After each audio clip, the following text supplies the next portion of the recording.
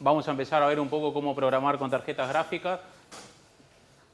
La clase que viene, que es el viernes, la idea es que ustedes metan mano propiamente dicho. Hoy vamos a ver las ideas y escribir código que están en la diapositiva y lo vamos a intentar deducir juntos. Vamos a arrancar con el modelo de programación, que muchas cosas ya la vimos, así que vamos a ir bastante rápido. Básicamente vamos a estar hablando el device, que va a ser nuestra tarjeta gráfica, ¿sí? En el caso genérico va a ser una tarjeta gráfica, podría ser otro tipo de procesador, pero básicamente vamos a estar hablando del device. Va a ser un coprocesador de la CPU, ¿sí? O sea, estamos hablando de un acelerador, de algo que uno le tiene que mandar los datos y traerlo y ejecuta no específicamente como el procesador central, que es el que va llevando otro tipo de cosas adelante, ¿sí? En general tiene su propia memoria RAM, ¿sí? O sea, el device tiene su propia memoria. Eso hoy en día ya no es tan cierto. Hay dispositivos, le comentaba la otra vez, que tienen, digamos, una tarjeta gráfica y, por ejemplo, un procesador ARM y comparten la memoria. Entonces los dos procesadores pueden acceder a la memoria. Pero desde el punto de vista conceptual y para el tipo de tarjeta gráfica común, vamos a pensar esto de que uno tiene que hacer una transferencia de la memoria de la CPU, llamémosle, ¿sí? La memoria principal de nuestro equipo a la memoria del device. Como hablamos en la clase pasada, esto para que tenga sentido va a tener que ejecutar muchísimos hilos en paralelo. Obviamente va a depender del tipo de tarjeta gráfica que tengan. Si tienen una tarjeta gráfica de muy baja rango, por ejemplo en un notebook, que generalmente son las que son más chicas, no porque sean más pobres, sino por la energía que consumen. Ahí la cantidad de thread puede ser más chico para que tenga sentido, pero para si estoy en una tarjeta muchísimo más grande, digamos, de última gama, aunque sea de juego, tengo que tener miles de hilos en general para que eso tenga sentido.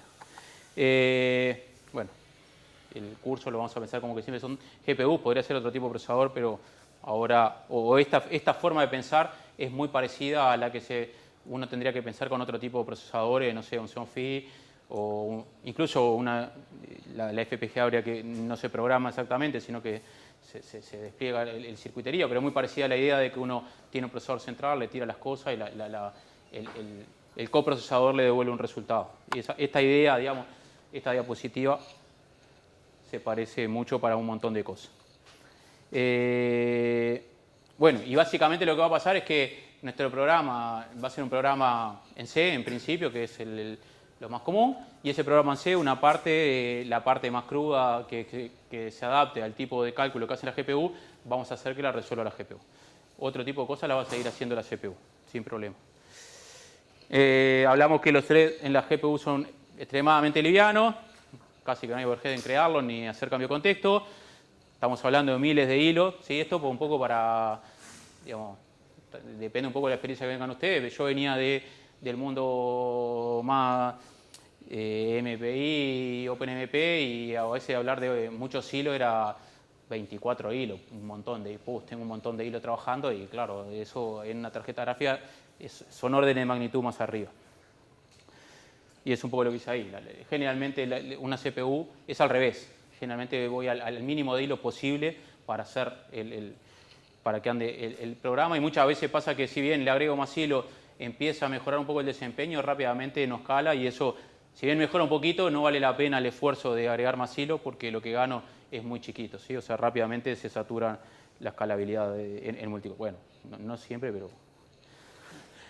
Bueno, y nuestros programas van a ser de ese estilo, en el que vamos a tener un código de host en CPU, como hasta ahora, y en algún momento eso va a llamar a un kernel, que dijimos que, bueno, ahí está un poco cómo se invoca. Se llama, digamos, tenemos que ponerle el nombre al kernel, que va a ser el código para la tarjeta, con ciertos parámetros. Eso va a ejecutar en la GPU un montón de cosas, con un montón de hilos. Luego va a volver el control a la CPU, ¿sí? Esa CPU en algunas partes puede ser secuencial, en otra parte puede ser incluso multihilo, ¿sí? Por ejemplo con Pthread o OpenMP, y luego podemos tirar otro kernel que resuelve otra cosa en GPU y vuelve a ir y volver el control de lo que está ejecutando. Este es el algoritmo básico, digamos, como la carcasa en la que siempre voy a estar trabajando, en el que tengo instrucciones en el host, tengo que enviar los datos que necesito enviar a la tarjeta gráfica, ¿sí? Son memoria, en principio, por lo menos desde el punto de vista conceptual, que están separadas. Se procesa en la tarjeta gráfica, recupero los resultados y recién luego sigo con el host, ¿sí? Esta es digamos, la carcasa básica de los algoritmos, es bastante simple. ¿Qué es lo que va a pasar? Un poco lo que vimos en la clase pasada. Vamos a pensar que la tarjeta gráfica, para simplificar y para, digamos, principalmente a los que venimos del mundo de computación, ¿qué es esto? Bueno, es un multiprocesador en el que tengo un vector de procesadores, ¿sí? Un array de hilos que me permiten ejecutar con un paralelismo masivamente paralelo, resolver un problema. Y entonces lo que yo me voy a tener que encargar mucho es de, el corazón de esto va a ser el mapeo entre los hilos y los datos que proceso. ¿Cómo parto mi problema para que distintos hilos procesen distintos datos y que esa partición de hilos y datos, partición y mapeo, sea buena?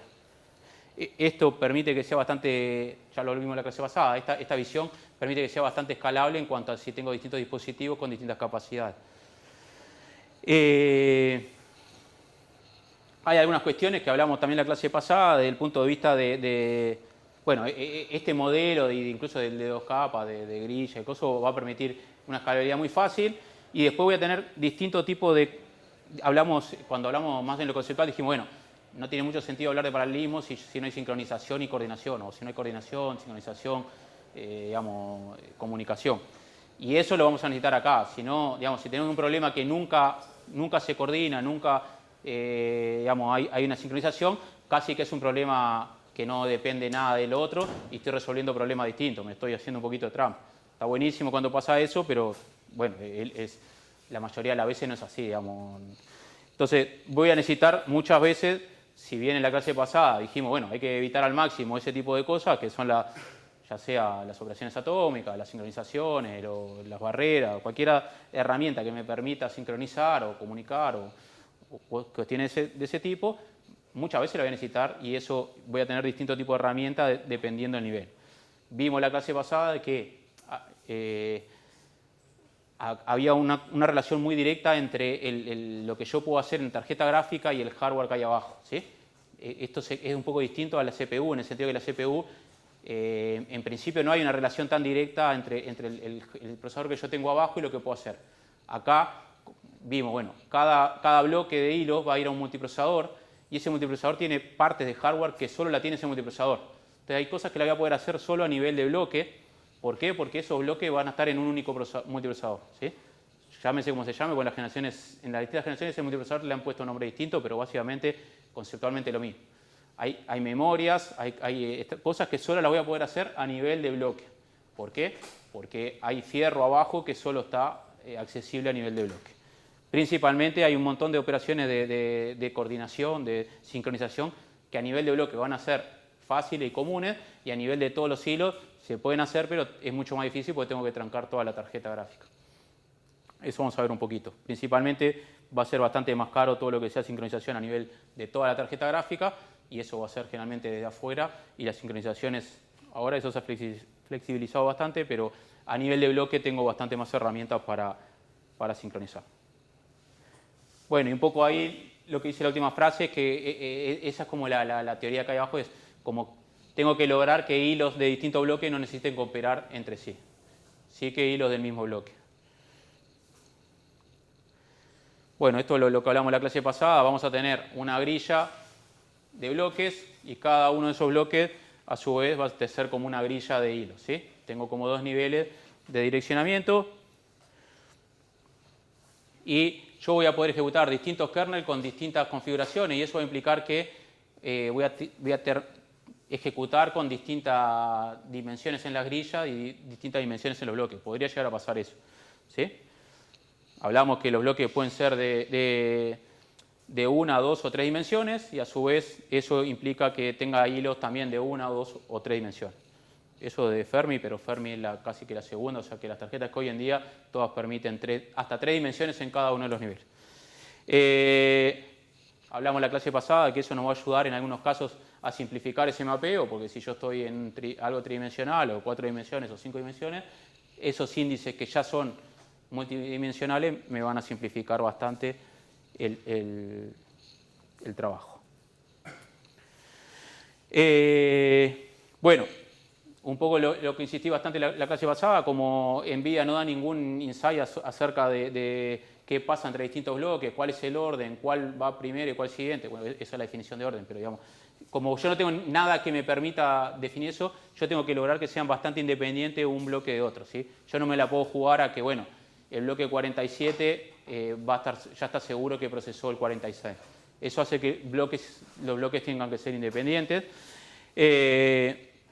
¿Por qué? Porque en principio van a ser ejecutados en cualquier orden, obviamente eso no pasa y uno lo podría ver en cada arquitectura. Esto no es que NVIDIA se pone a tirar un número aleatorio y los tiran de desorden, lo tiran en cierto orden, pero no te dice que lo puedas usar, así que capaz que lo usas una vez y en la siguiente tarjeta cambia completamente y deja andar todo porque, si estás asumiendo eso.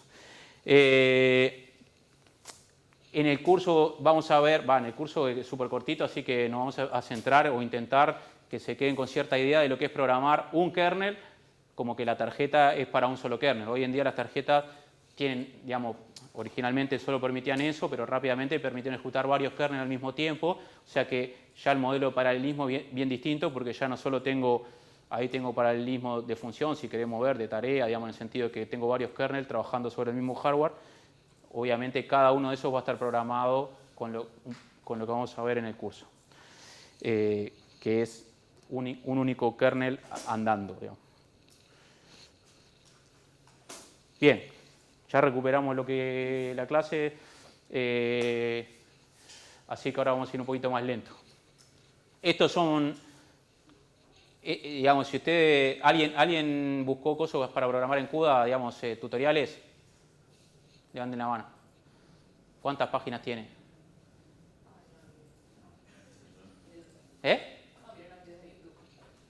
¿Y qué haces acá? Seguro que será mejor.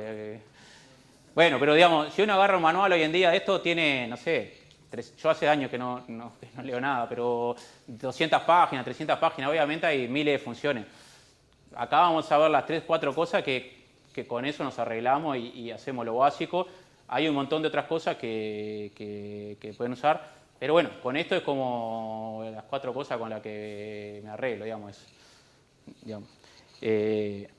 Y van muy a lo básico necesario para hacer cualquier tipo de programa. Digamos, hay un montón de funciones específicas en cada uno de los campos y eso se ha ido desarrollando.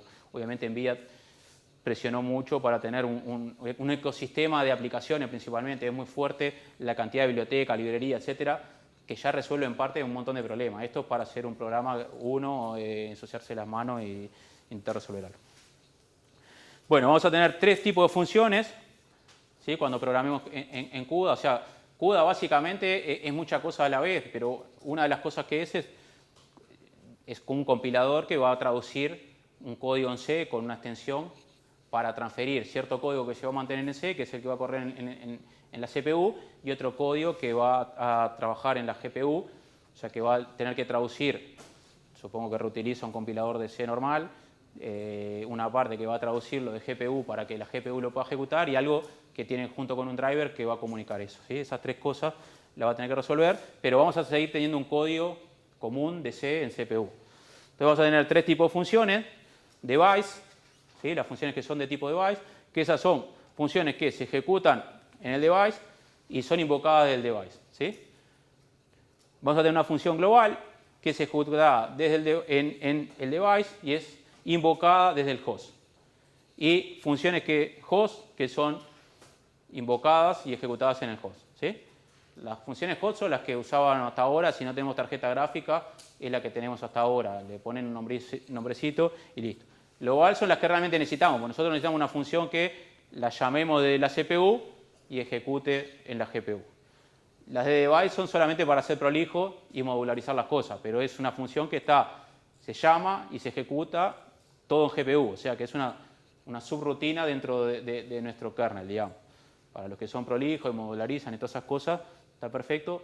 Para los de prolijo no podrían nunca utilizarlas, digamos. Sí, podría tener una chorrera, una única función enorme, toda la invoca en CPU y ejecuta todo en GPU y listo. Bueno, básicamente lo nuevo son las global, que son las que vamos a ver, que son las que nos van a interesar. La otra ya la saben, o más o menos, es hacer una función en C, o un programa en C, y la otra es algo interno a la GPU, que básicamente es lo mismo que el programa hasta ahora.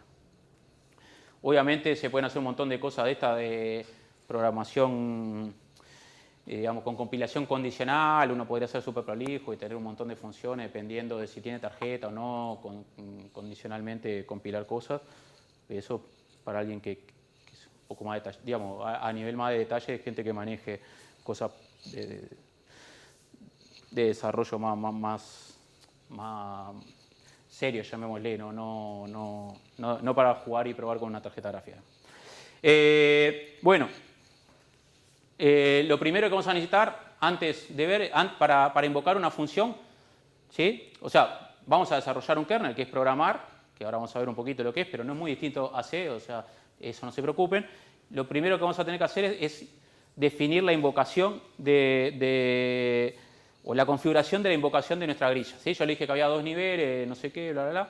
Y eso lo que va a hacer es que nosotros tengamos unos tipos de datos que cuando vayamos a invocar nuestro kernel, le pasemos esos datos en la línea, ¿sí? Para nosotros va a ser una línea de código y eso el compilador lo va a traducir de forma tal que va a generar esa grilla dependiendo de lo que nosotros le digamos y esos bloques dependiendo de nosotros lo que digamos. Entonces, vamos a ver que hay unas variables de tipo que se llaman dim3 que nos permiten hacer cualquier tipo de variable de 1, 2 o 3 dimensiones en el que nosotros le vamos a poner adentro valores que son las dimensiones que queremos la grilla. Ahí le puse dimgrid, pero se podría llamar Pepito, ¿sí? Lo importante es que sea, digamos, después que lo pasemos. Vamos a usar también dimthread para definir los bloques, que también puede ser tridimensional. Ahí en el ejemplo hay ahí estamos definiendo una grilla de 100 por 50, ¿sí? Cada una de esas entradas de esa grilla es un bloque que a su vez tiene 4 por 8 por 8 hilos, ¿sí? Esas dos variables las estamos definiendo ahí y la línea que cuando uno llama a un kernel es el nombre del kernel, los tres símbolos de mayor y menor, la dimensión de la grilla, la dimensión del bloque y 2 parámetros más que después lo vamos a ver, ¿sí? Esa es la única invocación. Uno podría usar esa variable de tipo dim3 o podría, si quisiera algo unidimensional, usar un valor ahí. En vez de poner dimgrid, uno podría poner 100. Va a hacer un vector unidimensional de 100. ¿Sí? ¿Cuántos hilos va a ejecutar? ¿Este kernel con cuántos hilos va a ejecutar?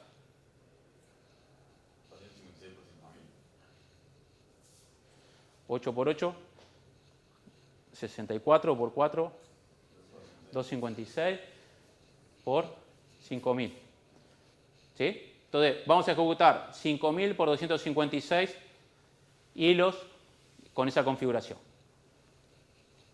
Está un disparate, pero bueno, digamos, ese tipo de cosas es lo que después ustedes van a tener que tener cuando hagan la división de datos y procesamiento en la cabeza.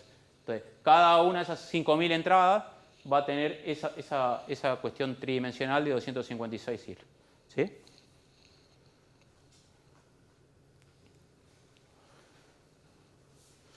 Bueno, vamos a tener distintos espacios de declaración de variables. La global básicamente es la variable que tenemos en un código común, no importa mucho. Device que residen en memoria global del device. Shared, que es en la memoria compartida de los bloques. Acuérdense que la memoria compartida está asociada a un bloque. Shared es para cuando hay dos maneras de trabajar con la memoria compartida. Si yo la defino, digamos, estática en el código del bloque o la defino en forma dinámica, y eso es uno de los parámetros, de los 4 parámetros que les decía, ¿sí? No cambia mucho, lo único que no importa mucho, acuérdense que van a tener que definir memoria compartida si la quieren usar. Bueno, y memoria constante dependiendo lo que estén usando. Pero bueno, básicamente luego es trabajar con una variable común de C, nada más que dependiendo de dónde estén trabajando. Vamos a tener un montón de palabras reservadas, que es un poco lo que hablábamos en la clase pasada cuando empezamos a hacer los ejemplos de cosas que necesitábamos, ¿sí? Nosotros queríamos saber cuál era el procesador que era yo, ¿sí? ¿Se acuerdan? Mi identificador. ¿Por qué? Porque eso me iba a permitir hacer cosas. Bueno, acá voy a tener dos tipos de información. Uno, qué procesador soy yo o qué hilo soy yo, básicamente, pero para saber qué hilo no me alcanza solamente con qué hilo, tengo que saber qué hilo y qué bloque soy, ¿sí? Entonces voy a tener dos variables, digamos, como dos palabras reservadas que me van a indicar que son el thread ID X y el block ID X, punto X, punto Y y punto Z. Con cada uno de esos valores yo puedo saber quién soy y voy a necesitar muchas veces las dos dimensiones, los dos valores. Y a su vez voy a tener otras dos palabras reservadas para saber la dimensión con la que estoy trabajando. ¿Sí? Pues yo lo puedo hacer todo hardcodeado y saber los valores, o puedo hacer un programa que esté consultando dependiendo de que si se lo configura distinto va modificándose, ¿sí? Porque a veces yo quiero saber cuántos hilos hay en el bloque, cuántos bloques hay en la grilla, en cada una de las tres dimensiones, ¿sí? Entonces vamos a tener estas cuatro palabras reservadas y esto va a ser la clave del trabajo, digamos. O sea, programar en tarjeta gráfica es saber un poquito de C, acordarse de estas cuatro palabras y poquito más. Digamos, lo más sale solo. No me creen, pero es así. Bueno, hay un montón de funciones intrínsecas, algunas que... Perdón, ¿nos faltó el ID dentro de la grilla? O sea, tenemos grid dim, pero nos falta grid ID o no nos falta eso. No, pues grilla hay una sola. Claro, pero dentro de qué índice de la grilla. Y vos ahí el block ID dentro de la grilla... block ID dentro de la grilla no. Claro. Y dentro del bloque lo saco con thread. Thread ID. O sea, está la grilla y adentro tiene bloque. Pero los identificadores son el hilo dentro del bloque y el bloque dentro de la grilla. La indexación del hilo dentro del bloque, imagino que solo es el bloque, ¿no es?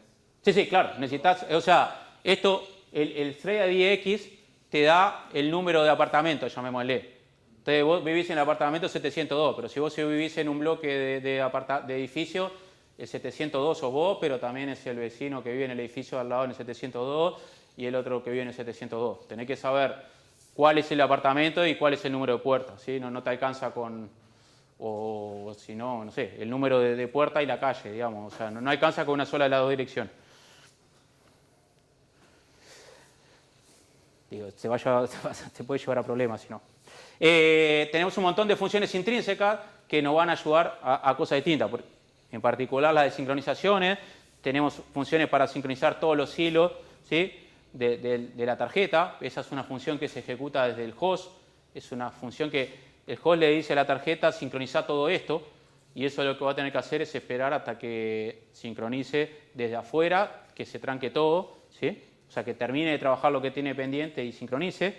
Y tengo funciones para sincronizar los hilos dentro de un bloque, sync thread, que eso lo que va a hacer es sincronizar todos los hilos de cada bloque.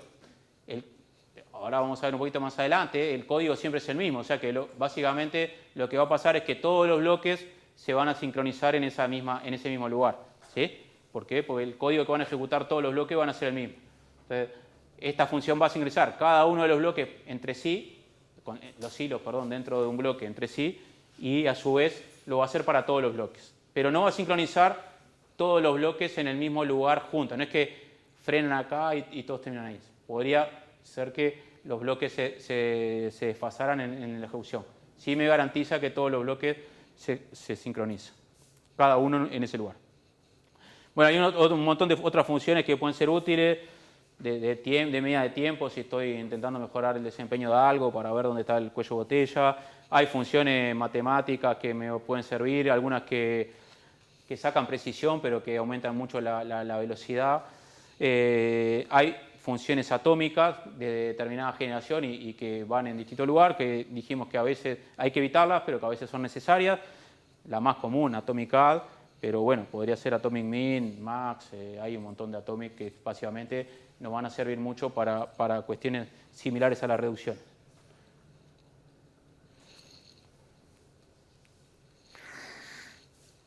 Bueno, y lo otro que necesitamos es, o sea, ya sabemos configurar la ejecución, ya sabemos invocarlo, ya sabemos lo único importante que es las cuatro variables esas, los identificadores y eso, y ahora necesitamos lo otro que es aprender a definir memoria, ¿sí? Manejo de memoria en la GPU, reservar memoria, transferir y bueno, y terminar de hacer la ejecución, ¿sí? Con esas cositas vamos a hacer.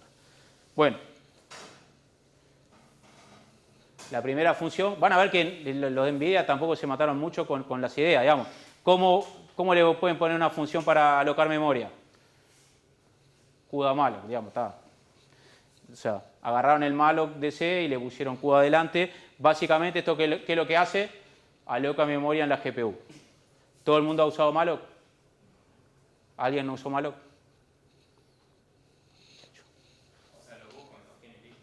¿Pero qué están haciendo hasta ahora? ¿Cómo llegaron hasta acá sin usar malloc? Bueno, malloc es la función para alocar memoria en C. Básicamente llaman a malloc y le da con un tamaño de memoria y un puntero y le da esa memoria si puede. Ese CUDA malloc está implementado en la driver, ¿no? Ese CUDA malloc vuelvas a tener el código de la CPU. Y cuando lo compile va a hacer que el driver va a saber cómo traducirlo a código de la assembler de la GPU, llamémosle. Sí, esto, digo, el código va a estar todo, para nosotros va a estar todo en la CPU, lo vamos a codificar todo ahí vamos a abrir el BI, vamos a remangarnos y codificar ahí. Pero en cuanto a la seguridad y eso, ¿tiene protección para no acceder a un lugar que reservó por tu usuario? Y sí, digamos, supongo que sí, digamos. Digo, eso es el driver, digamos. Si te da memoria que tiene otro en la tarjeta, marchaste. Digamos, no, digamos, es como un malo, digamos. Él maneja, adentro maneja su memoria, digamos. Si te pasás, se va a romper, digamos. Pero bueno, básicamente con el dibujito que estamos ahí, el malloc lo que nos va a hacer es, nosotros de la CPU, ¿sí? de nuestro código en la CPU, vamos a pedir memoria en la memoria global, el CUDA malloc, perdón, está reservando memoria en la memoria global de la GPU. Ahí vamos a necesitar claramente el driver para llegar a, digamos, si que esté implementado eso. Y va a tener dos parámetros, un puntero, que es donde nos va a devolver el puntero a la memoria, y el tamaño de la memoria reservada que le vamos a pasar, ¿sí? Para cuánta memoria queremos. Y si hay un malloc, para aquellos que no saben, siempre que hay un malloc, hay un free, digamos. Y acá, como hay un CUDA malloc, hay un CUDA free. El CUDA free lo que hace es libera la memoria que nos había dado el malloc en ese puntero, ¿sí? O sea, no es que se realiza, está medio mal la última oración, o sea, no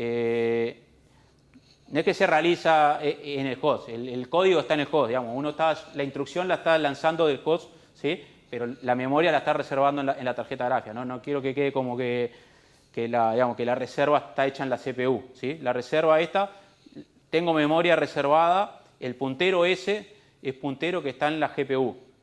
Si yo saco la GPU, se rompe, digamos, no es memoria de la CPU, digamos, no es mi memoria central, ¿sí? Es memoria que está en la GPU. No tiene nada que ver, ¿no?, con la función allocate de Fortran. Sí, bueno, es parecido, sí. Está bien, está bien. Los que no saben malo que porque trabajan con Fortran, está bien, digamos, están perdonados, están perdonados. Pasa que Fortran es más fácil. Esto es lo que también para la memoria lo hacemos antes de que empiece a correr el kernel, digamos. Esto tiene que estar todo hecho antes, o sea, digamos, depende. Generalmente uno aloca esta memoria, lo primero que hace es aloca memoria para poder transferir los datos que quiere mandar. O sea, generalmente es antes, por lo menos los datos que le mandás. Claro, porque esto es para los datos. ¿Eh? Porque si después el kernel está corriendo y se memoria para lo que está haciendo. Y ahí la deberías haber alocado también. Ahí toda esa memoria la tenés que alocar vos en tu código previamente. ¿Por qué? Pues algo que no lo dije, está un poco más adelante, pero lo hicimos, digamos. Que esto sí es importante, digamos. La ejecución en la GPU es como un coprocesador que yo lanzo, ¿sí? Y a menos que lo haga de gusto, enseguida me vuelve el control a la CPU. Pero ahí empezó a correr mi kernel y yo no puedo entrar en el medio, digamos. O sea, eso está ejecutando asincrónicamente con la CPU. Yo tengo que hacer algo de gusto para quedarme trancado esperando los resultados que quiero. O otras veces no me quedo trancado y sigo haciendo otras cosas mientras eso trabaja y en algún momento lo voy a buscar al resultado. Pero una vez que yo lancé el kernel, yo no me puedo meter en el medio, no le puedo decir, ahora te doy la memoria que necesitabas, ¿sí?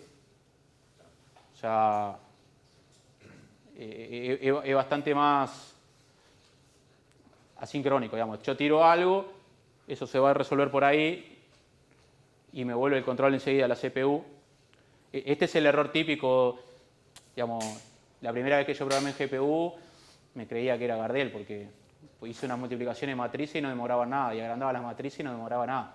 O uno lanza en GPU y enseguida vuelve a la CPU. Claro, yo decía, me devuelve tiempo esto, soy Gardel, porque era un microsegundo siempre, era lo que demoraba el lanzamiento, una instrucción. Y multiplicaba matrices cada vez más grandes y siempre era un microsegundo, porque no sincronizaba. Entonces pensaba que, nada, después sacaba la mentira y cuando uno sincroniza está el tiempo todo ejecución ahí. O sea, pero uno lanza y enseguida le vuelve a la CPU el control. Entonces, toda esa memoria la tenés que haber reservado antes, si no, no es que te diga, ahora dame más memoria que... ¿Sí? Bueno, entonces, reservamos la memoria. Entonces, un código de ejemplo, queremos reservar una matriz de 64 por 64, float, precisión simple. Bueno, definimos float SDPTR, un puntero en el device, de simple precisión. Para los que eso hacen Fortran, intentamos... lo definimos como int, definimos un tamaño ahí, bueno, porque esa era la variable que estaba allá del tamaño. Size of flow para saber el tamaño. ¿Sí? Lo que hubiésemos hecho con un malloc. Y acá hacemos CUDA malloc, el puntero, ¿sí? Que lo casteamos a, digamos, a void.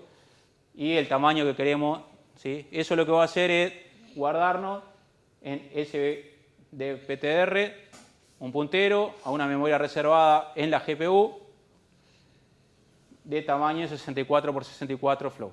¿Sí? ¿Queda claro eso más o menos? No entendí la notación ahí del void con el ampersand. Eso lo estás desreferenciando. Es un puntero a un puntero, digamos. Porque vos necesitas un puntero para que eso sea variable, digamos. Desreferenciando. Tengo problema de... bueno, y siempre que hago un CUDA malloc, después tengo que hacer un CUDA free. ¿Sí? Ahora vamos a ir agregando, si se acuerdan.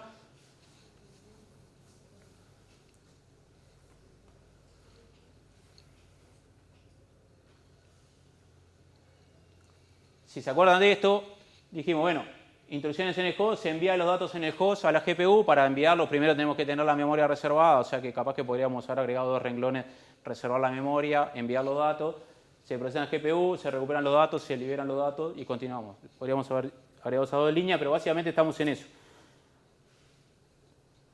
Desreferenciando. Bueno, ahora que tenemos la memoria, necesitamos transferir, que era el siguiente paso. ¿Sí? ¿Cómo transferimos? ¿Cómo se copia memoria en CPU, en C? Memcopy. ¿Cómo hace NVIDIA para copiar memoria? CUDA memcopy. Bastante ladri los ingenieros que trabajaron ahí, pero bueno, básicamente vamos a tener 4 parámetros, que yo nunca me acuerdo el orden: puntero de destino, puntero de origen, número de bytes a copiar y tipo de transferencia. Hay 4 tipos de transferencias. Host to host, que ¿qué es lo que estamos haciendo? Un memcopy. Nada, esto es el compilador lo que va a hacer es, lo va a traducir a un memcopy. Un host to device, que es el que nos va a interesar, un device to host, que es el otro que nos va a interesar, y un device to device, que básicamente es un memcopy interno en la GPU que lo soporta. ¿Sí? Este CUDA memcopy es sincrónico. ¿Sí? Hay también transferencias asincrónicas, pero este CUDA memcopy es sincrónico. Entonces, ¿qué pasa? Yo mando a la GPU, después vamos a ver, lanzamos nuestro kernel. Si después hago un CUDA memcopy para traerme, ese CUDA memcopy está sincronizando. Entonces ahí se acabó eso de vuelve el control, pero se queda esperando en el CUDA memcopy hasta que termine de ejecutar el kernel que yo lancé. Pues no puede traer los resultados hasta que no termine de ejecutar. ¿Sí? ¿Se entiende eso? O sea, la tarjeta gráfica va a ejecutar el kernel y la siguiente cosa que tiene que hacer es el QA main copy. Pero hasta que no termine de ejecutar el kernel no va a poder hacer el QA main copy. Así que si yo en mi código en CPU hago un QA main copy para mandar datos, hago un lanzamiento de un kernel y hago un QA main copy trayendo datos de eso, de ese kernel, bueno, de eso o cualquier kernel, digamos, pero digamos, trayendo algún dato, eso implícitamente me va a sincronizar y yo ahí sí va a pasar que voy a tener que esperar hasta que termine todo el trabajo del kernel para seguir trabajando en la CPU. ¿Sí? Entonces, por defecto, cuando trabajo con QA main copy, se me arregla el problema ese que yo había dicho antes, que es común en los principiantes de soy un genio porque no demora nada, porque no sincronizo. Si yo mando, ejecuto y me traigo, con eso lo tengo resuelto. Si trabajo con transferencias sincrónicas, no. Pues la transferencia sincrónica justamente, bueno, es eso, es lo que dice el nombre. Así que, pero bueno, por ahora vamos viendo esta y con esta generalmente es la que se utiliza más, aparte, pues generalmente cuando uno va a la GPU tiene los datos y está desesperado porque cuando esté el resultado, traérmelo. Así que, en principio, esta va a ser la más usada, después vemos un poquito las otras si nos da el tiempo. Y esto lo que estamos haciendo es transfiriendo, en verdad, de la memoria del host a la memoria que reservamos, la memoria global. ¿Sí? ¿Se entiende?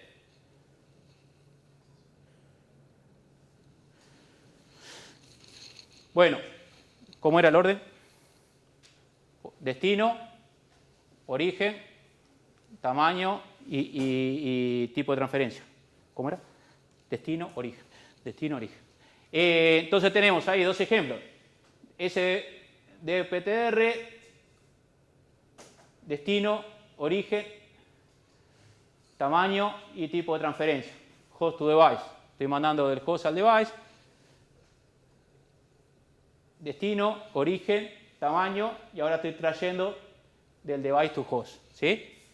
Obviamente esto no es inteligente, así que si se equivocan en los... O sea, uno de esos dos punteros, el H es del host, yo tengo reservado memoria en el H con malloc y el D con CUDA malloc.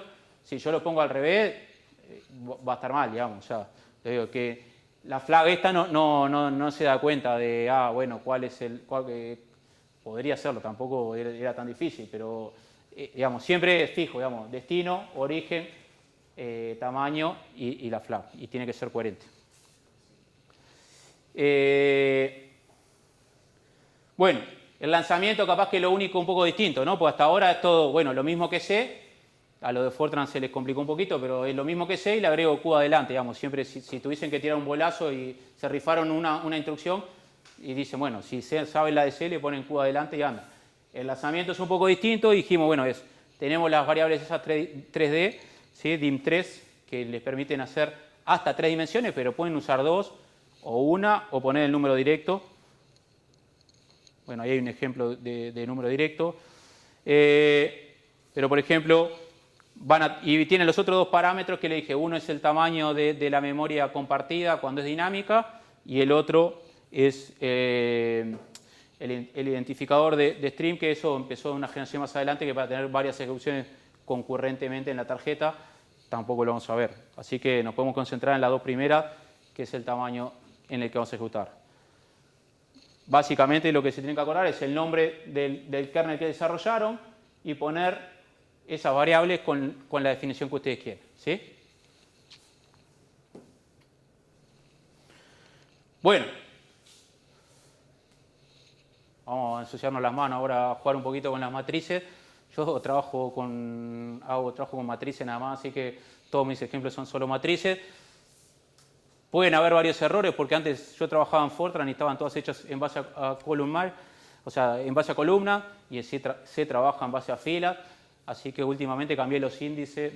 Martín y Ernesto me cambiaron los índices, así que pueden haber cosas mal, miren con cuidado los índices, pero bueno, básicamente vamos a hacer los ejercicios que vimos en la clase pasada, teóricos, intentándolos llevar a GPU.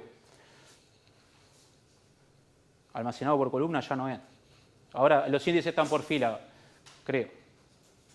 Bueno, ahora vamos a revisarlo. Bueno, tenemos una matriz con un número grande de columnas y se quiere obtener la suma por columna de la matriz. No estoy seguro, ahora vamos a revisar si está almacenado por columna, porque antes yo los tenía almacenado por columna, pero como dije, la gente que viene de C no le gusta. Tenemos que ejecutar un kernel. ¿Qué es lo que vamos a hacer? Tenemos que codificar el kernel, ¿sí? ¿Qué se imagina que va a ser el kernel?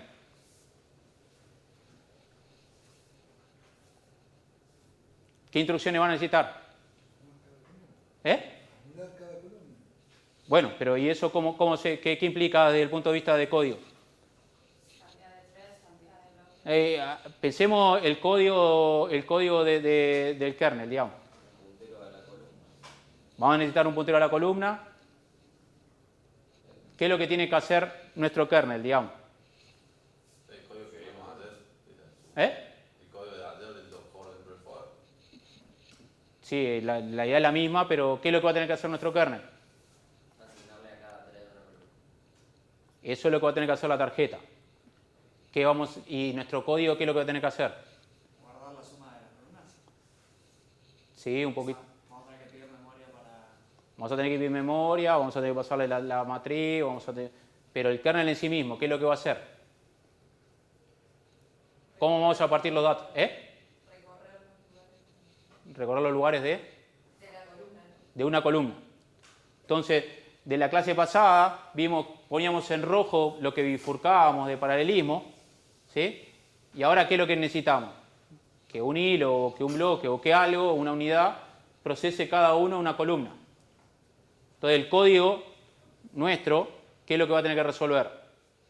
Únicamente la suma de una columna. Ya nos olvidamos del doble for. Bueno, vamos a ir rapidito porque en cualquier momento se vuelve a apagar la luz, digamos, la probabilidad baja, pero como es eso de si ya se cortó, ahora la probabilidad de que se vuelva a cortar es muchísimo más baja, ¿no? Sucesos independientes, si pensamos que son independientes, estamos rifados. Bueno, vamos de vuelta a la idea esta. ¿Qué es lo que tenemos que hacer? La clase pasada dijimos, bueno, tenemos un doble for que era para sumar todos los elementos por columna. Dijimos, el for de afuera lo pintamos de rojo porque era la bifurcación de paralelismo. Acá dijimos que cada bloque, cada hilo va a ejecutar sobre cosas distintas. Entonces, razonablemente lo que nosotros queremos es que cada columna se resuelva en paralelo. Así que básicamente nuestro código, el código que va a tener que ver cada hilo o cada bloque, porque podrían ser las dos estrategias que se podrían usar, es resolver una única columna, ¿sí? No todo, ¿sí? No toda la matriz. Lo que quiero decir es que la cabeza nuestra se tiene que preocupar por escribir el código que tiene que resolver un hilo o un bloque, ¿sí? Y después nos tenemos que preocupar que el lanzamiento de bloques y hilos, dependiendo de qué estemos usando, logre cubrir toda nuestra matriz, ¿sí? Entonces es como un pensamiento mucho más fácil lo que tenemos que resolver que en el problema anterior. Es como divide y vencerá, pero ya resuelto. Bueno, entonces ahí les pongo un código en C que tiene toda la parte más administrativa, ¿sí? Esto es C puro, digamos, C puro no, porque tenemos los llamados a CUDA-malloc y CUDA-memcopy, pero tenemos una función que tenemos los parámetros, nos llega un M, un N, que es el tamaño de la matriz, un puntero a la matriz en el host y un puntero al vector en el host, ¿sí? Asumimos que todo viene con tamaño que se cumple, que reservó y nos manda esto, está todo bien. Hacemos una variable size que es M por N por size of the float y una size2 que es N por size of the float, básicamente para saber el tamaño que necesito reservar para la matriz y para el vector de resultado. Hacemos un CUDA-malloc de MD, que es, ¿sí?, el puntero que vamos a tener al host, al device, perdón, de la matriz, y de ND, que es el puntero que vamos a tener al vector resultado, de size y de size2. Hacemos las copias, ¿se acuerdan cómo era el orden? Destino, origen, tamaño y flag. CUDA-memcopy, MD, MH, size, CUDA-memcopy host to device. La siguiente, hicimos una trampita que no la vimos hasta ahora, digamos, esa función, pero básicamente lo que estamos haciendo es setear en 0 el vector destino, por ser prolijo, podríamos asumir que está compilado, digamos que la memoria que nos da arranca en 0, pero podríamos hacer una transferencia al vector, pero lo más probable que lo que necesitamos es que sea 0, digamos, al principio, así que lo seteamos en 0. Esa función es más rápida, QMemSet, que básicamente esto es lo que hace, setea en 0 todas las posiciones esas de memoria. Nos falta invocar el kernel, y una vez que se termine de ejecutar el kernel, hacemos un QMemCopy, destino, origen, tamaño y la flag que queremos, mandamos la matriz, seteamos en 0 el vector y nos traemos solo el vector. La matriz no la traemos porque no la necesitamos. Cada envío de estos es muy costoso, digamos. Lo más probable es que demore más esos envíos que la cuenta esta. A menos que sean matrices, bueno, sea cual sea, porque esto es lineal en la transferencia y el trabajo. Y luego borramos, ¿sí? Esta es la carcasa, nos falta hacerlo lo interesante. Entonces, vamos al código. Ese es el código del kernel que hice. Hacemos una función de tipo global, ¿sí? ¿Cuáles eran las globales? Las que las invocamos en el host y se ejecutan en el device. Ponemos la firma, suma fila matriz kernel, le pasamos el n, un puntero a la matriz, un puntero al vector de resultados, definimos una variable auxiliar pvalue, que básicamente ¿qué se va a transformar esa variable? Va a ser el acumulador, pero desde el punto de vista de memoria va a ser un registro, ¿sí? Eso lo va a traducir en un registro. Si yo abuso de las variables locales, eso van a ser registros que van a estar usando cada uno de los hilos y en sí de todo el bloque. Y defino aus como thread x.x por n. ¿Sí?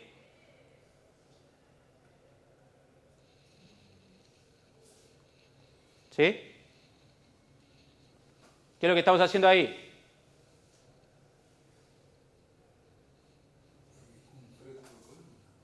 Estamos intentando, digamos, con aritmética puntero, estamos intentando a cada hilo decirle, depende de cómo esté almacenado y qué signifique n, digamos, qué dimensión esté guardando n. Acá me parece que están entreveradas las dos cosas, ahora las revisamos, pero lo que tengo que guardar ahí es decirle, y a cada hilo anda saltando una columna, y eso con aritmética puntero lo que tengo que hacer es que haya un gap, ¿sí?, de tantos elementos como elementos tengan la columna. ¿Sí? En verdad debería de ser por m, pero acá n lo está usando como la dimensión está usando n como la dimensión para abajo, digamos, de la cantidad de filas que tiene la matriz. Y luego, ¿qué es lo que hacemos? Cada hilo, ¿sí?, este código lo va a ejecutar cada hilo, y eso ¿qué es lo que va a tener que hacer? ¿Qué es lo que tiene que resolver cada hilo?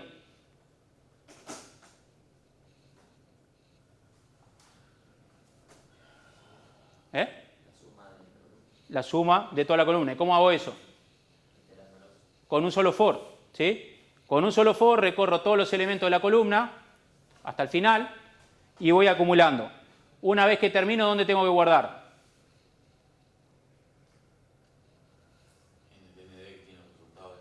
¿Eh?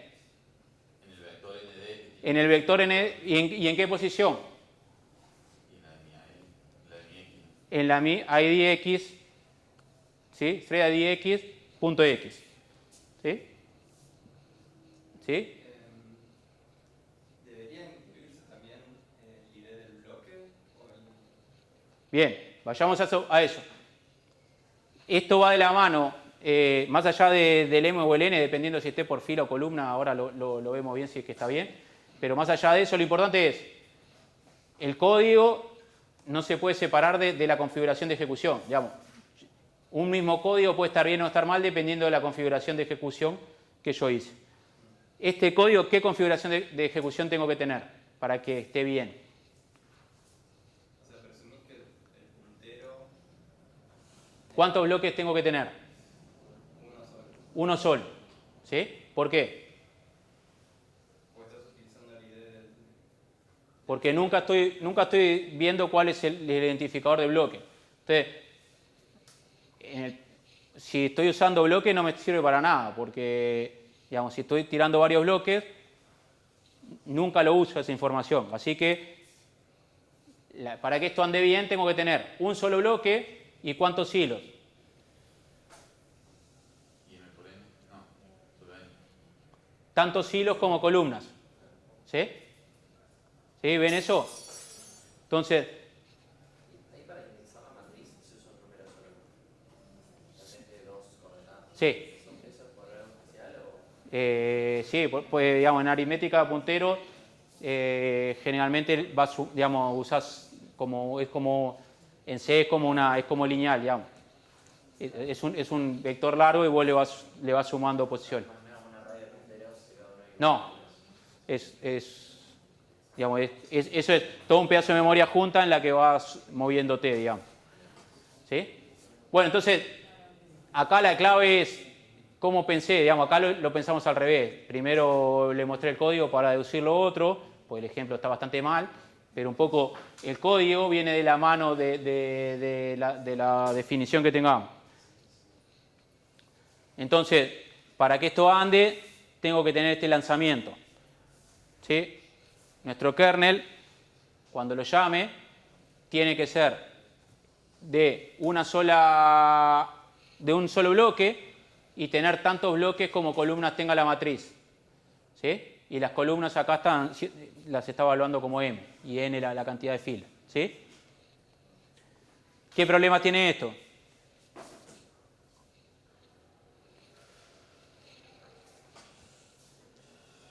se basa solo por utilizar un multiplicador.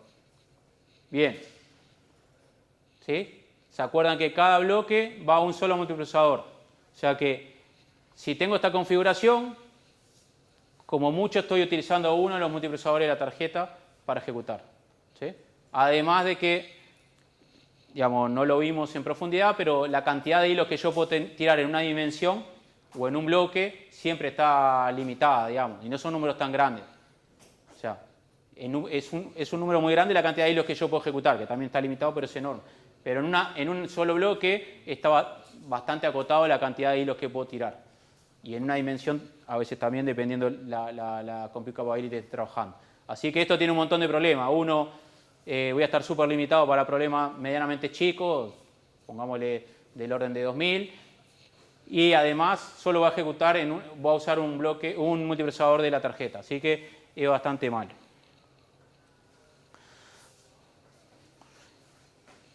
¿Qué podemos hacer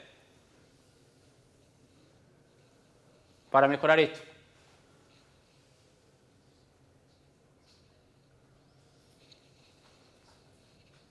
Volvió el aire. Agregar bloques y considerar la indexación del bloque dentro del... ¿Cómo hacemos eso?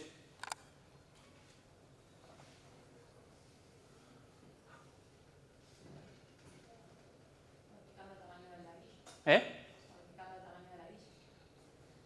¿Cómo haría la grilla? Y bueno, vos definí lo que vos quieras. O sea, fijémonos, en algún lugar debo tener anotado cuántas columnas espera que haya y ahí hacer algunas cuentas, como para alocar una cantidad de bloques en la grilla y hacer por bloque que más o menos cubra todas y fijarse cómo hacer con la indexación para que y ver qué pasa con si el número no es muy redondo como un múltiplo de nada. Porque seguro sobra algún thread o algo así. Bien, entonces, escribí rapidito, pero... definimos una variable bloque que es M, que son las cantidades de columnas, dividido 128, ¿sí? Hacemos una grilla de tamaño bloques, ¿sí? Y luego, ¿cuántos hilos tenemos que lanzar por cada entrada de la grilla, en cada bloque?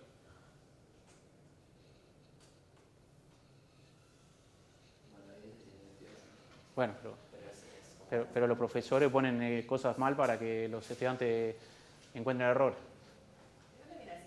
¿Eh? ¿Cuál de los 228? ¿El primero o el segundo? Supongo que estarán relacionados con el primero. El primero porque era lo único que yo me tomaba para ir a la universidad. En un Montevideo, 128 Paso de la Arena. No, 128 múltiplo de 32. Está bien, si es una matriz más chica de 128 o si no es múltiplo de 128 no va a andar muy bien, pero si es una matriz muy grande podemos pensar que es un particionamiento lógico, por lo menos tener 128 hilos en cada bloque. El segundo 128, ¿de qué viene? De que si multiplico las dos cosas, cuando hoy vimos el ejemplo, ¿cuántos hilos estoy tirando? Y multiplicamos todas las dimensiones y eso nos dio la cantidad de hilos. Acá, ¿cuántos hilos estoy tirando?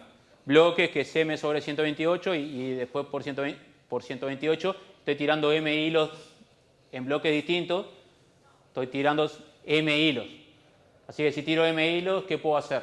Lo mismo que hicimos en el otro ejemplo, cada hilo que resuelva una columna. ¿Sí? Lo ideal para estos casos sería saber cuántos hilos puede manejar cada multiprocesador. No, eso tira, digamos, número múltiplo de 32, más o menos dependiendo de, digamos, 128, entre 128 y 1024, digamos.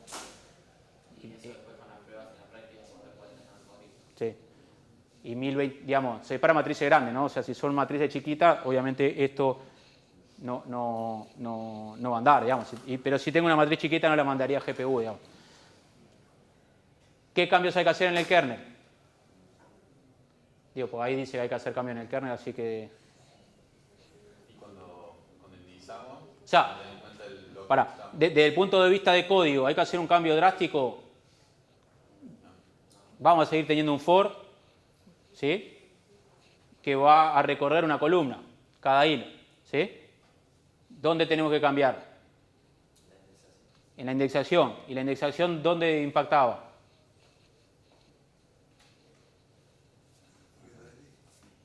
En lo que uso para identificar quién soy, dónde empiezo básicamente y dónde guardo. Eran los dos lugares donde usábamos antes solo thread-IDX.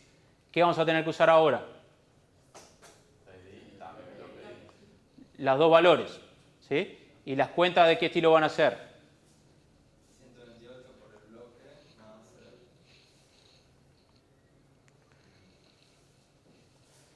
Bien, entonces la firma va a ser la misma. Vamos a inicializar p-value en 0.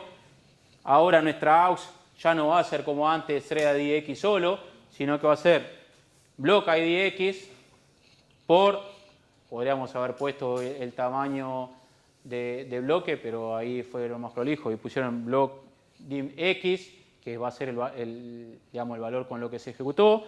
Le vamos a sumar el thread-IDX, eso nos va a dar, ¿sí? Eso va a hacer que cada hilo de nuestra configuración vaya a una fila distinta de nuestra matriz, ¿sí? Van a estar numerados de 0 a n-1, ¿sí? Con esa cuenta. AUX2 es AUX por n, que es básicamente para saber cuánto tengo que avanzar en datos, ¿sí? El otro me dice en qué posición estoy de columna y el otro me dice cuántos datos tengo que avanzar. Y luego el for es básicamente lo mismo, es desde k igual 0 hasta que sea menor que n, voy sumando en k y lo que hago, voy guardando en p-value, le voy sumando la matriz en aux2 más k, que aux2 es donde empieza y el k es la variable que le voy sumando para ir moviéndome en la columna. Y luego guardo el vector en el lugar en el que guardo, es en el mismo que yo en lo que había identificado antes, que antes solo usaba el thread-IDX para decir cuál era la posición mía en ese vector. ¿Qué columna soy yo, básicamente? ¿Qué columna estoy procesando yo?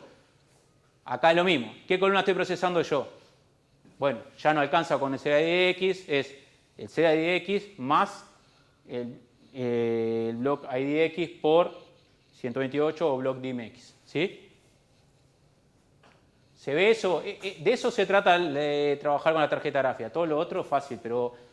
Y eso de aritmética de puntero, que son, digamos, es medio oscurito, pero oscurito en el sentido de aquel que hace tiempo que no trabaja o los que se acostumbraron a usar corchete y trabajar con Do o Fortran, que vas derecho al lugar de la matriz, pero digamos, esa aritmética puntero que irle sumando valores y saber eso, digamos.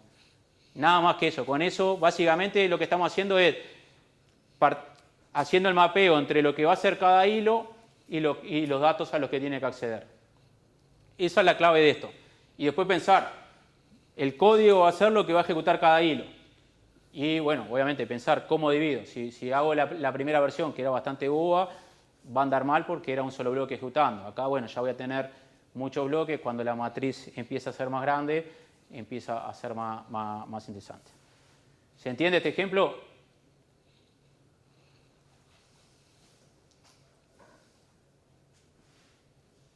¿Alguien no entiende? Si alguien no entiende, pregunte ahora, pues hay 37 ejemplos de estos cada vez más difíciles si no entienden el 2. ¿Todos se entienden? Es increíble, loco. En el curso que damos en Montevideo hay 5 clases para entender esto y ustedes... ¿Qué pasa si la matriz tiene muchas filas y pocas columnas? Voy a elaborar mucho con pocos threads y podré dividir esas columnas grandes en pedacitos. Claro, si yo tengo una matriz de 4 columnas, pero tengo miles de filas, ¿esto que vimos hasta ahora no sirve? ¿Eh? Hay que transponerla, pero ¿en qué cambia? Si yo quiero por fila la suma, si antes la quería por columna, pues si la transpongo la voy a querer por fila. Si yo la sumo transpuesta, no me va a servir, digamos. ¿En qué sentido? O sea, incluso aunque te quedes sin threads, como para hacer todas esas filas. No, pues al revés. Acá tengo 4 filas y quiero sumar por fila, pero cada fila es un chorrete para abajo. ¿Cuántos hilos puedo usar con el diseño que tenemos hasta ahora? 4. Una porquería, digamos, no sirve ni, o sea, no puedo decir la tarjeta con eso. ¿Cómo lo podemos solucionar? Sumas parciales. Sumas parcial. Entonces, ¿qué es lo que tenemos que hacer? Claro, ya un hilo no va a procesar toda una columna, sino que va a ser una partecita de una columna. Y después tengo que sumar, ¿sí? Entonces va a cambiar un poco nuestro código, porque nuestro código ya no va a ser cada hilo va a resolver toda una columna, sino que cada hilo va a resolver un pedacito de columna. Y después tengo que resolver eso.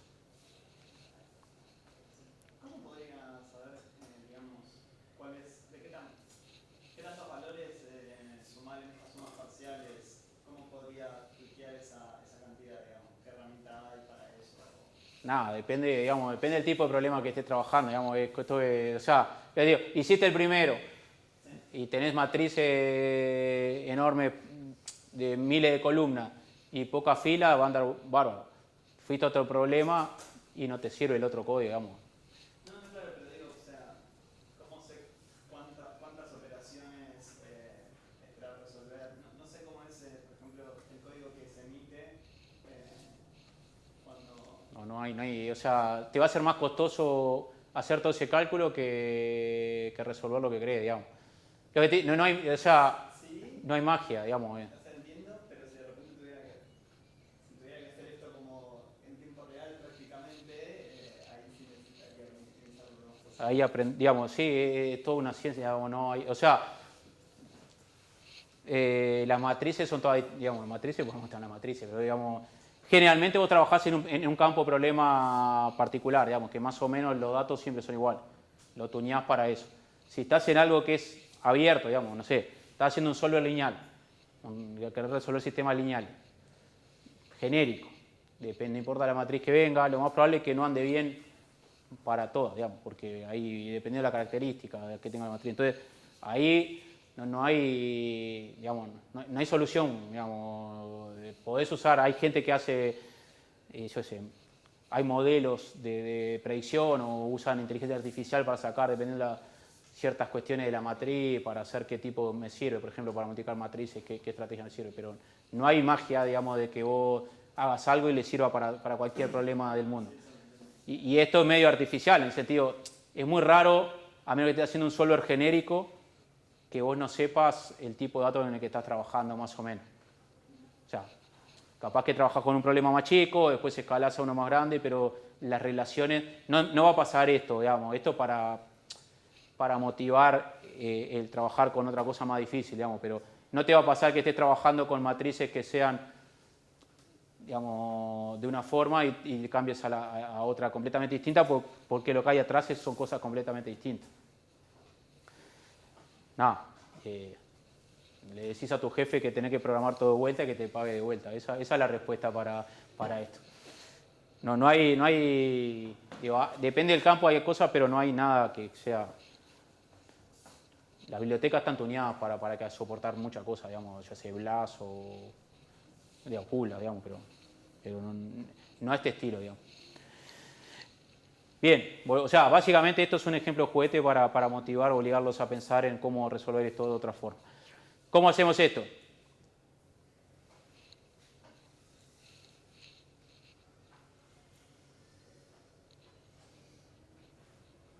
¿De qué estilo va a ser el código?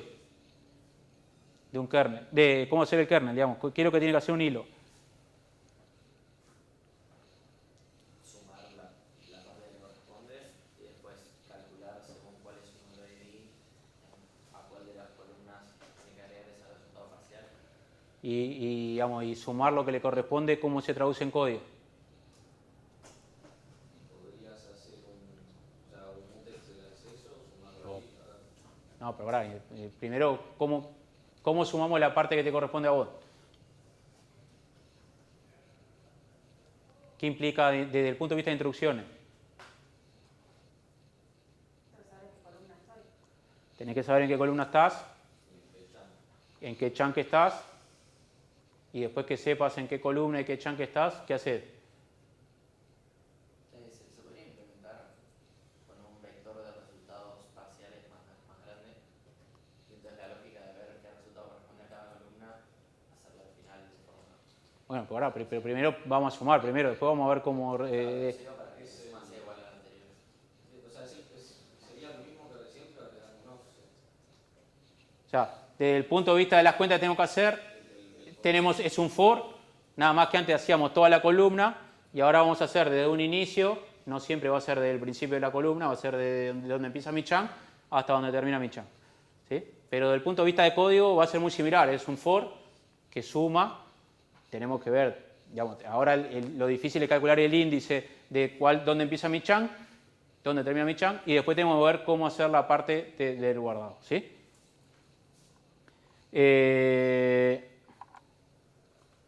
Bueno, ¿qué pasa si hacemos esto? Ahora, ¿cuántos hilos tengo que tirar? ¿Tengo que tirar tantos hilos como columna? Columna por chunk. ¿Por qué? Columna por chunk no, en verdad, por cantidad de chunk que tenga la columna. ¿Sí? Antes tiraba tantos hilos como columna porque cada hilo lo que hacía era sumar toda una columna. Entonces, si yo tiraba, aparte lo tenía que programar bien, pero si yo tiraba tantos hilos como columna, me garantizaba no, pero pensaba que estaban las cosas bien. Ahora, cada hilo solo va a sumar un pedacito, un chunk. Yo tengo que tirar tantos hilos como columnas tenga por cantidad de veces que entre la columna en el chunk. O el chunk en la columna. ¿Sí? Y bueno. Entonces, definimos chunk en 32. Bien, que fuimos escribiendo la diapositiva como decía el compañero, usamos hasta la palabra que nos dijo, usamos tamaño de grilla M1, tamaño de bloque N sobre chunk, ¿sí? Estamos tirando, ¿qué es lo que estamos haciendo acá?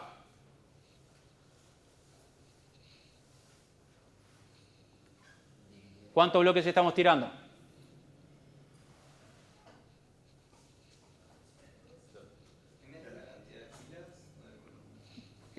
Columnas. Estaba dado vuelta.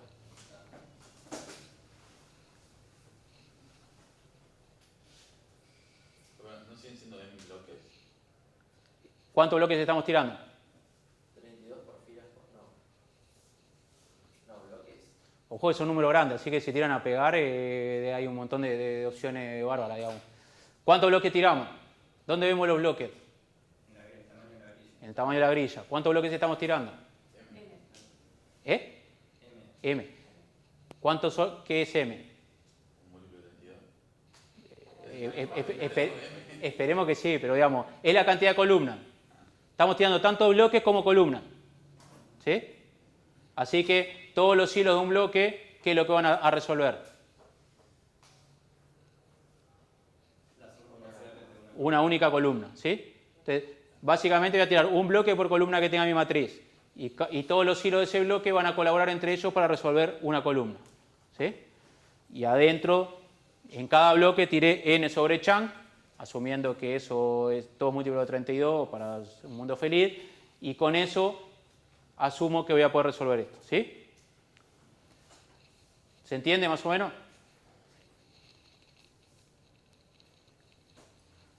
Bueno, tenemos la firma, básicamente lo mismo. Entonces, ¿cuántos hilos tiraste en el slide anterior? ¿En este? Sí. En este caso estamos tirando M por M, N de 22. claro, es más que, antes tirábamos M, porque con M nos alcanzaba porque cada hilo resolvía esto. Como ahora cada hilo resuelve un chunk de cuentas, necesitas M por la cantidad de chunk que tenga tu cosa. O sea, pasamos a tirar mucho más hilos.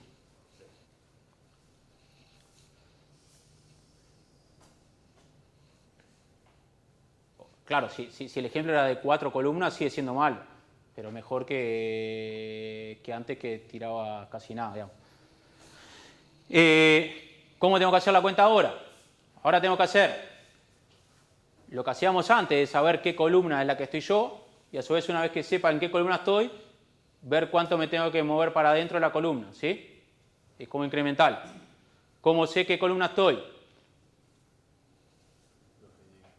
Me lo dice el bloque ID. ¿Por qué? Porque yo usé un bloque por cada columna. Así que el bloque ID me dice en qué columna estoy yo.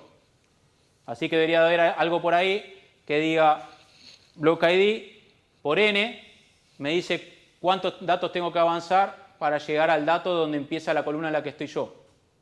¿Estamos de acuerdo? ¿Qué es lo que tengo que hacer ahora? El identificador de hilo me va a decir cuánto chunk tengo que avanzar para abajo. Y bueno, ¿cuál es el chunk? Es n, digamos lo mismo, podríamos haber puesto chunk ahí, o sea, es el n dividido la dimensión que tenga esa columna. Perdón, esa invocación. ¿Sí? Es la definición de chunk dada vuelta. ¿Sí? Eso lo que va a decir es cuántas veces tengo que avanzar, digamos, cuánto tengo que avanzar para abajo. ¿Sí? ¿Eso que me va a dar? La posición de inicio de mi chunk. ¿Dónde termino? Exactamente. En este caso es bastante más fácil hacer, tener el inicio y tener el final, porque una vez que encontré el inicio, el final es sumarle solamente el chunk, que es lo que está en el AUX2. ¿Sí? Así que mi for ya no va a ser desde 0 hasta no sé qué, sino que debería ser entre esas dos variables, que va a ser, eso me va a permitir con aritmética de puntero moverme en las posiciones de memoria en las que estoy. Y eso es lo que hace ahí. ¿Sí? Sumo desde AUX hasta AUX2, básicamente, voy incrementando el p-value. Y una vez que termino, ¿qué facilidad tiene esta invocación? ¿Es fácil saber qué columna soy yo? ¿Por qué? Porque usamos un solo bloque para cada columna. Así que donde tengo que aumentar yo, ¿dónde es? En el identificador de mi bloque, ¿sí? Que debería estar ahí. Bloque ID X, le sumo lo que tiene más lo que yo agregué. Sí. ¿Esa última suma no va a tener que ser atómica? ¿Por qué? ¿Qué es lo que está pasando ahí? ¿Por qué te parece que tiene que ser atómica? Y porque entre que yo hago el retrieve, o sea, entre que agarro el dato, lo sumo y lo vuelvo a meter, se puede activar el nivel de columna. Bien. ¿Ven lo que dice el compañero? Hasta ahora veníamos haciendo ejemplo que cada hilo sumaba una columna, guardaba en un lugar en el que ningún otro hilo iba a guardar cosas, ¿sí? Este es el primer ejemplo que nosotros estamos haciendo cuenta y tocando, digamos, una posición de memoria en la que varios hilos van a estar guardando valores, ¿sí? Entonces, si yo lo hago así, capaz que tengo suerte un montón de veces y anda bien, pero puede pasar una condición de carrera de que los dos levantan el valor y guardan cosas desactualizadas, ¿sí? Así que esto así no va a andar bien, o sea, no está bien, alguna vez capaz que anda bien por casualidad, pero está mal desde el punto de vista de que no estamos cuidando de que tenemos un acceso concurrente a una posición de memoria y para eso necesitamos hacer algo. ¿Cómo lo podemos resolver? Con Atomic A. ¿No se puede cambiar el tamaño de NT para que, así digo, como sea mucho más grande, tenga una posición para cada chunk? Sí. Sé que quizás me lío, pero... ¿No? Pero si te salvas de Atomic A. Sí. ¿Y después qué tenés que hacer? Después en la parte final tenés que agregar todo. Tenés que hacer una reducción de todo eso. Sí. Vamos, está bien. Esa es una opción. Esta es más fácil porque es una sola línea, digamos. Esta es la de los vagos que no quieren laburar mucho. Le agrega una cosa, lo más probable es que la Atomic A sea muy costosa, pero bueno, esto va a andar, digamos. El otro andaba mal, agregamos una sola línea y lo otro, lo tuyo suena que está bien, pero suena complicado implementarlo, digamos. Ahora lo vemos si lo podemos hacer. Entonces tenemos la función Atomic A, que le pasamos el puntero de la memoria que queremos y el valor que le queremos agregar. ¿Qué implica esto en el código anterior?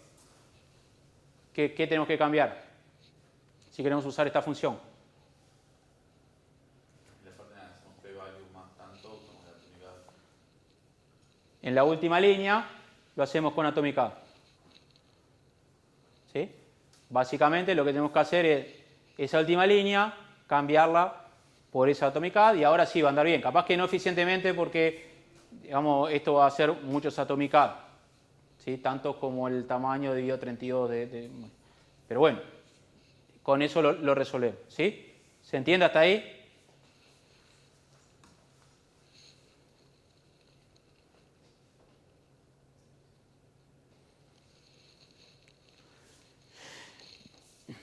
Bueno, vamos rápido, así hacemos un recreo después que terminamos. Este es el último ejemplo y después vienen cosas más complicadas. Se la dejo a Manuel, que él las entiende y yo no. Para la otra clase, igual seguimos después. ¿Qué pasa si quiero que cada bloque procese más de una columna? Hasta ahora cada bloque procesaba una única columna. Quiero que un bloque procese, pues capaz que no tengo tan pocas columnas como para... Tengo varias columnas, pero quiero las dos cosas. Quiero que un bloque procese varias columnas y a su vez varias partes de...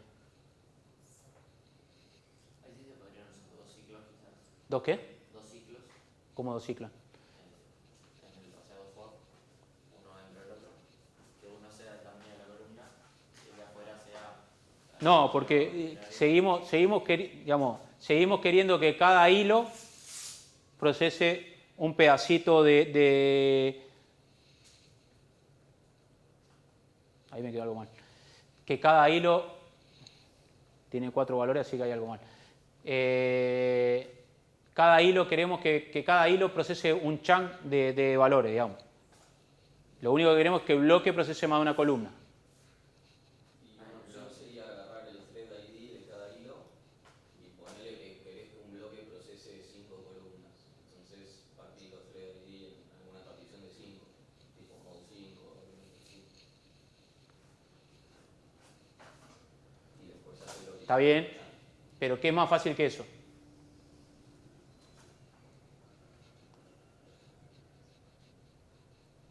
Acuérdense que tenemos multidimensional todo esto, ¿no? Entonces, si yo quiero puedo usar índices en dos, digamos, hasta ahora siempre usamos un único índice, en bloque y en la grilla, ¿sí? Digamos, en los ID, en los threads y en los bloques. Si yo quiero que mi bloque procese más de una columna, lo que puedo decir es, bueno, uso una de las dimensiones, el X, por ejemplo, para el chunk, que era lo que usamos hasta ahora, y la otra para, si es la columna 0, 1, 2, 3, un poco lo que vos decías de las que me tocan a mí. Que si a mí me tocan 5, yo proceso con uno de los identificadores, veo cuál me toca a mí, y con el otro identificador veo cuánto tiene que bajar ese hilo. En verdad es la multiplicación de esas dos dimensiones lo que voy a tener, en cantidad de hilos, digo. Pero con cada uno de los identificadores puedo trabajar en cada uno de los valores. Bueno, veamos cuál es el que está bien. ¿Qué es lo que tengo que hacer ahora?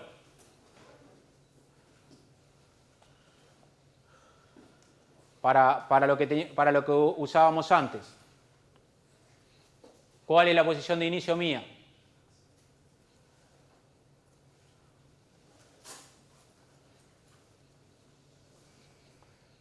Tengo que saber qué bloque soy. ¿Sí? El bloque me va a decir cuántas filas avancé. Sí, pero le tengo que multiplicar aparte por la cantidad de filas que procesa cada bloque. Si cada bloque procesa una cantidad de filas, 5, si yo soy el bloque 10, ya avanzaron 50 columnas, perdón, no filas, 50 columnas, no 5 como antes, no 10 como antes. ¿Sí? Entonces tengo que, el bloque IDX lo tengo que multiplicar por la cantidad de columnas que procesa cada bloque. Ahí, digamos, dejemos la cantidad de valores que hay que sumarle al final, veamos cuál es la columna. A eso le tengo que sumar el identificador en la otra dimensión para saber dentro de las columnas que estoy procesando con este bloque cuántas avanzo. ¿Sí? ¿Me siguen hasta ahí? ¿Alguien me sigue? Volvamos de vuelta. Yo voy a procesar dos columnas, para decir un ejemplo. ¿Sí? Con cada bloque voy a procesar. Podría haber usado colores distintos para que quede claro, pero. Esto lo va a procesar el primer bloque, esto lo va a procesar el segundo bloque. Así que mi identificador de bloque, ¿sí? Lo tengo que multiplicar por la cantidad de columnas que procesa cada bloque. Eso me va a decir como cuánto de estos pedacitos avancé. Y después, por ejemplo, que yo sea sea el 0, 1. Si yo soy el bloque 2, en una dimensión, ¿sí? Básicamente voy a tener que numerar 2, bueno, un ejemplo bastante boludo, es el mismo número, 2 por 2, este 2 porque es el identificador de bloque, este 2 porque son las cantidades de columnas que tiene cada bloque, y a su vez después le tengo que sumar el identificador en la otra dimensión que me dice cuál de estas dos columnas proceso, que puede ser 0 o 1 en este caso. Entonces, asumamos que soy tengo que multiplicar el identificador de bloque en la dimensión que me dice la cantidad de chunk de columnas que avancé por la cantidad de columnas que tiene un bloque, 2, y sumarle este identificador. Ese me va a decir el número de columnas que soy yo. Eso le tengo que multiplicar por la cantidad de elementos que tiene cada fila para saber el inicio de la fila en la que estoy yo. Y después sumarle lo del chunk si estoy trabajando con chunk como antes, si quiero mantener la filosofía de chunk como antes. ¿Sí? ¿Se entiende? Me varía un poco el código que suma la posición de n de fila. ¿Sí? ¿No hacemos por columna? ¿O esto que no dice la fila? Sí, esa es la columna, digamos. Ah, ok, cuando dice fila. Sí, es columna, digamos. Ese es eso es esto, ¿no? Es el bloque IDX por la grilla, por la cantidad de cosas que tiene en esa dimensión, más el CIDX este. Y después abajo le suma, eso lo multiplica por n, que son los elementos, y esa es la columna. Eso le suma, lo multiplica por n para saber el inicio de la columna en la que estás, y después le suma la cantidad de elementos que te determina el chunk que estás vos. ¿Sí? ¿Y cuánto hay que sumar? ¿Desde ahí hasta cuánto? Hasta el chunk, digamos, los pasos que es lo que dice ahí, ¿sí? Que es básicamente el chunk que estamos sumando. ¿Sí?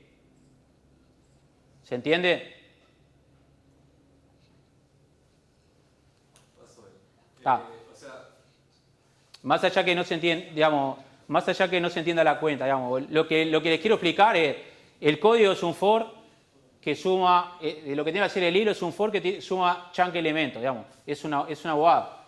La clave está en hacer las cuentas de los índices, que es engorroso, digamos, es práctica, y sería mucho mejor si los docentes ponen nombres que sean adecuados a la variable, pero si no lo hacen así, igual lo que quiero decir es que básicamente lo único que hay que pensar es cómo quiero dividir el problema y después es trabajar con los índices para acceder a los datos correctos. Lo otro, obviamente eso es difícil, digamos, porque estamos medio oxidados de esas cuentas, pero después básicamente con eso voy cambiando lo que hago. El código es un for de 1 hasta n, ¿sí? Y luego todo lo demás es igual, lo que quiero decir.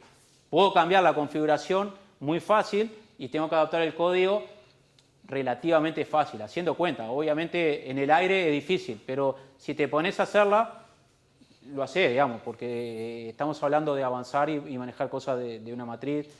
La primera vez te va a estar mal, la segunda también, pero después lo arreglás. Lo que quiero decir es que no hay ninguna ciencia en esto, pensar la división de datos y hacer las cuentas, ¿sí? Este es el último ejemplo de esta diapositiva, así que si quieren paramos, no sé qué hora es, son las 4:10. Paramos 5 minutos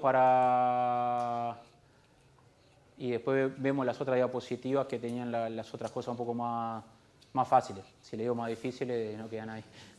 Pero está, lo que sí me importa que les quede es que es bastante tonto esto de las tarjetas gráficas, hacer unos códigos es bastante rápido, digamos. Si entienden más o menos C, lo llevan a esto y es entender la división, entender lo que quieren y después trabajar con un poquito con aritmética de puntero, digamos. Okay.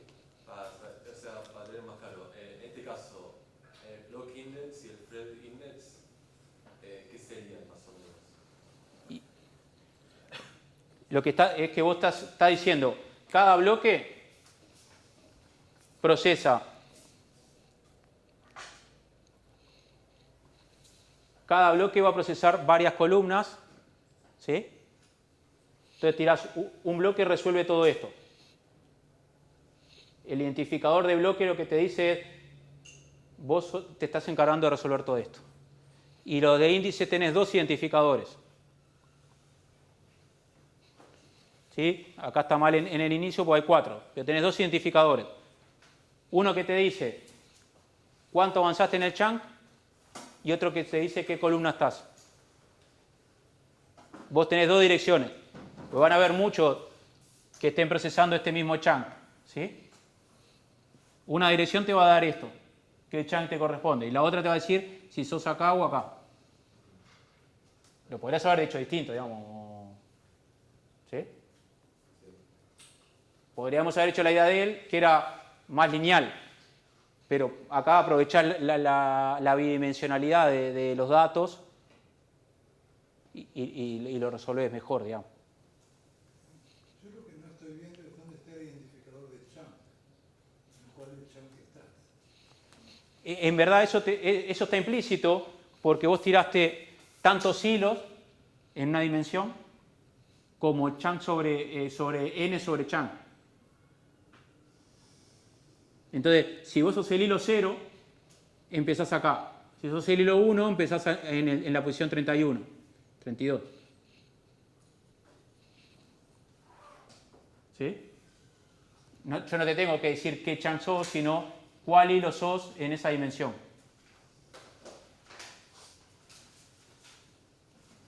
Y para saber con ese thread, entonces tengo que tener... Con ese identificador de thread. No es un thread. Porque ese identificador está para este thread y para este thread si son de 2. Si son de 128, hay 128 hilos que tienen ese mismo identificador. Claro, pero lo que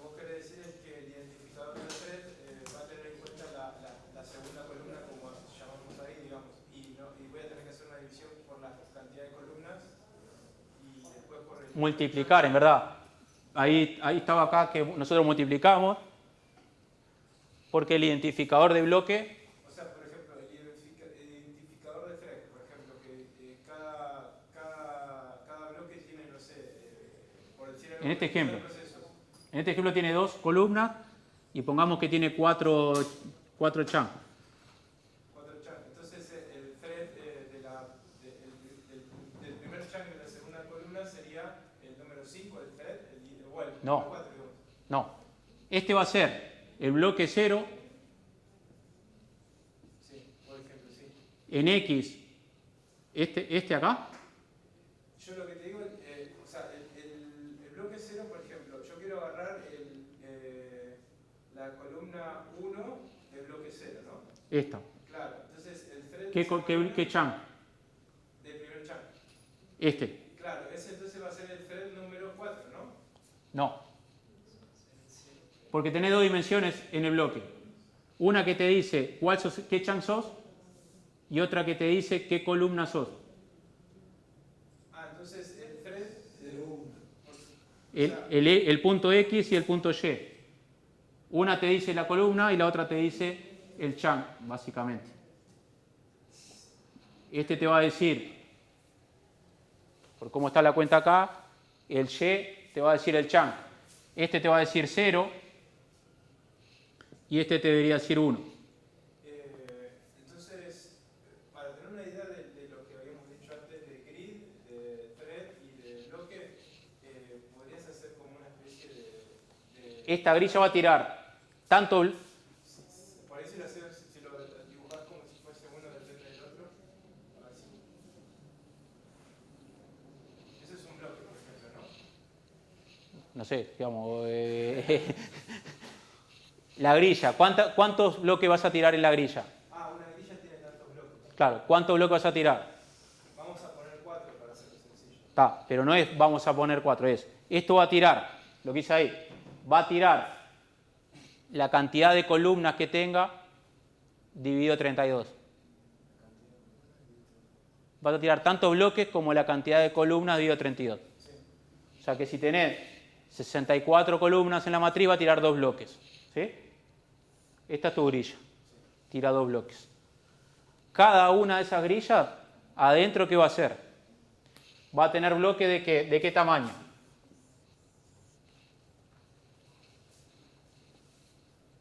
Ahí está mal porque tengo 4 parámetros y está repetido, así que no sabemos cuál va cuál. Pero digamos, independientemente del orden, ¿qué es lo que tenés que tirar?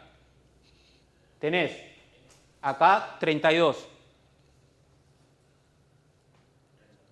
¿Sí? O sea, como dividiste entre 32 la cantidad de columnas entre 32 para decir los bloques, cada bloque tiene que procesar 32 columnas.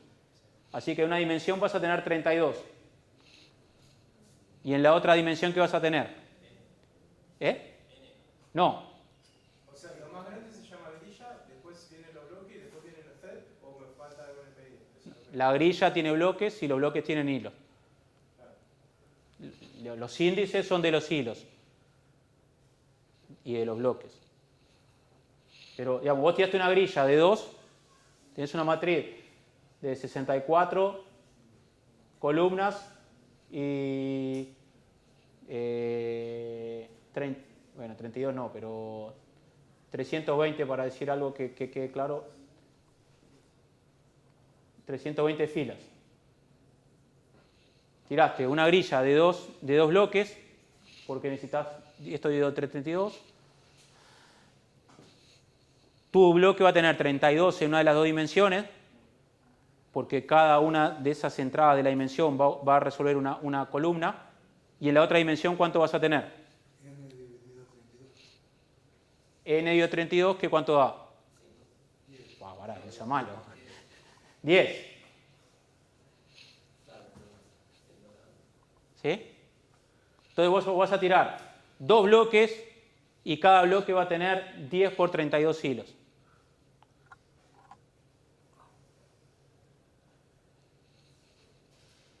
¿Sí? Y el primer bloque va a resolver las 32 primeras columnas columnas. Con 320 hilos. ¿Sí? Y el otro bloque va a resolver las otras 32 columnas con otros 320 hilos. Y vas a usar 10 hilos para cada columna. Y el identificador, uno de los identificadores se va a repetir muchas veces. ¿Sí?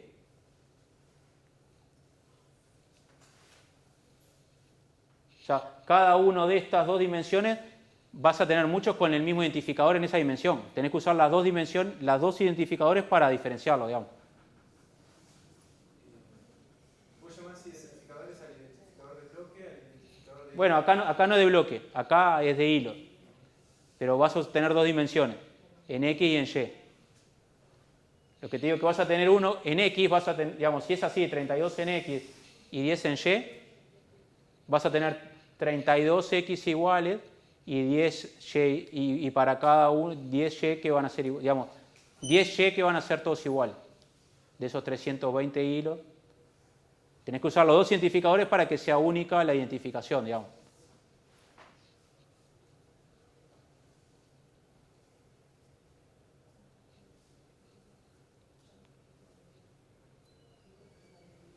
¿No te convence? Pero digamos, básicamente lo que acá estamos usando, los dos identificadores, podríamos haber hecho la idea del compañero, que es, bueno, usar 320 hilos en una sola dimensión, ¿sí? Que era lo que decía el compañero, usar tantos hilos en una dimensión y hacer el módulo tanto. Entonces, los 10 primeros van a ser para la primera fila, los 10 segundos, que básicamente es lo mismo que esto, pero que nos valemos de los identificadores y debería ser más fácil.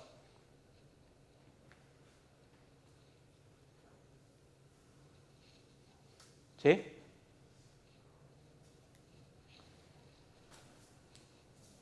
¿Duda? ¿A alguien le quedó claro? Bueno, lo paramos un ratito y lo volvemos a ver después del recreo, pues las diapositivas que vienen después se basan en esto. Ya arreglo la diapositiva y lo vemos. Descansamos 5 minutos y